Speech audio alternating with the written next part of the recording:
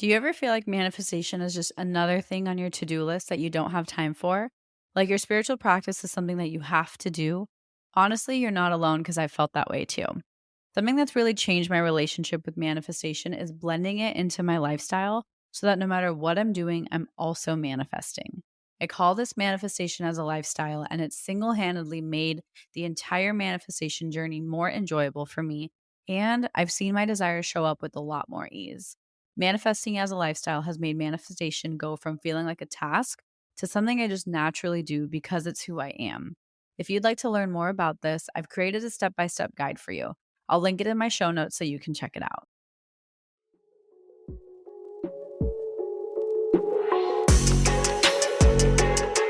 Hey, love, welcome to Affirm It Express, the mini series within the podcast that's all about giving you a quick spiritual boost. In each episode, I'll share affirmations or a quick tip to help you stay in your best energy.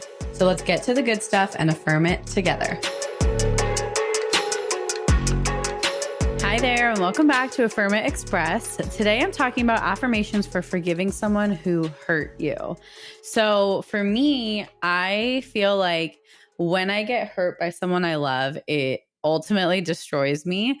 And it weighs really, really heavy on me. And so how do you actually practice forgiveness? I talked about that earlier this week in this week's full episode. So if you need help actually going through the forgiveness process, listen to that. I share some personal stuff, but also it might be helpful to just hear like my thought process as I'm going through it. But I have some affirmations for you that might help you. They've helped me a lot, especially recently. So, first affirmation is I am willing to look at the situation through the lens of love and compassion to seek understanding.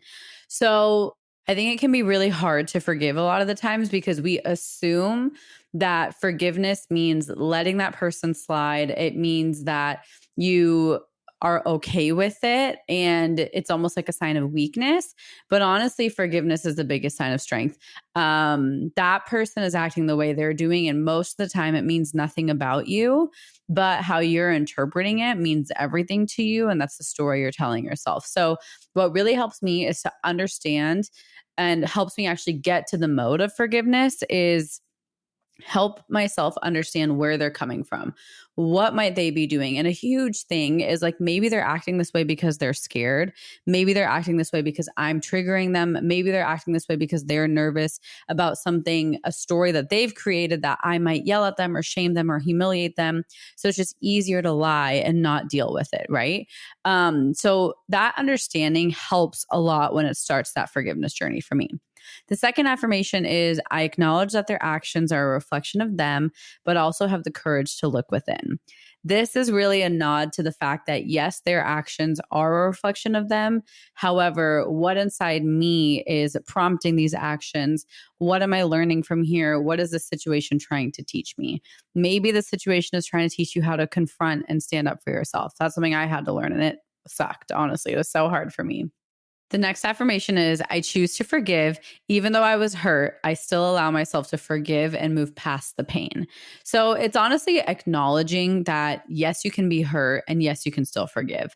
I think it's really easy to hold on to the pain, but it's like, honestly, the pain is what's hurting you the most. Like, sure, the situation inflicts like a little bit of a dent in both of your energies, but the pain, you're the one who's really holding on to the pain. Maybe they're feeling guilt, maybe not. Most likely, probably not until way later down the line, right? And it's your job to free yourself. It's not your job to free them, and it's not their job to free you. So it's a really helpful reminder. So let's repeat these together. I am willing to look at the situation through the lens of love and compassion to seek understanding.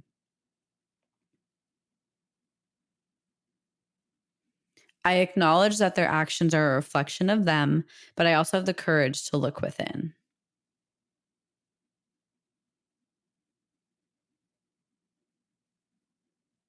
I choose to forgive. Even though I was hurt, I still allow myself to forgive and move past the pain.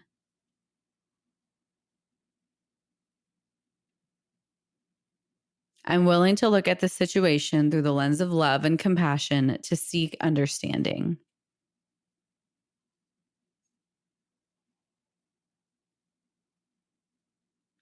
I acknowledge that their actions are a reflection of them, but also have the courage to look within.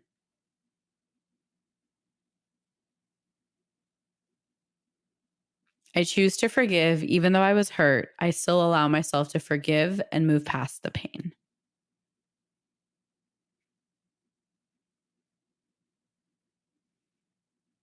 And that is all for today's affirmations. I hope these can help you. And if you are or have been hurt by someone you love, I hope you can move past it with love and forgiveness. So good luck. I love you, and I will see you next time. Bye.